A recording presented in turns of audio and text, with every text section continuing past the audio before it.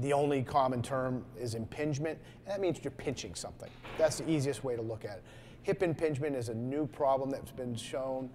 A-Rod for the Yankees is someone who had that problem, was treated for it. Several other athletes have had a similar type problem where they've had hip arthroscopy, either to take care of a labral problem, which is causing the impingement, and the labrum is sort of a soft tissue that sits on the acetabulum, which is the cup part of the hip, or there's actually bone on the neck of the hip that's impinging on that area that causes pain and discomfort.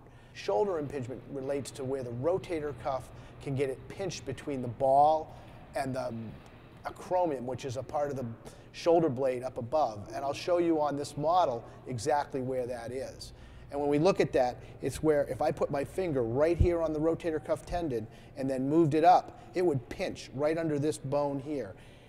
That would cause a lot of pain. Treatment for rotator cuff bursitis and/or impingement really depends on what was the causative agent. Is there some looseness in the shoulder? Do we need to stabilize that?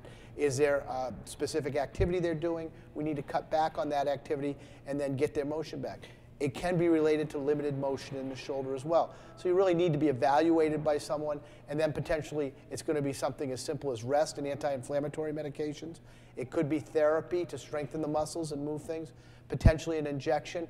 If the physician has a concern at all of a rotator cuff tear, they may get an MRI or what's called an MRI arthrogram, where they inject dye in your shoulder to help decide whether or not surgical intervention would be appropriate.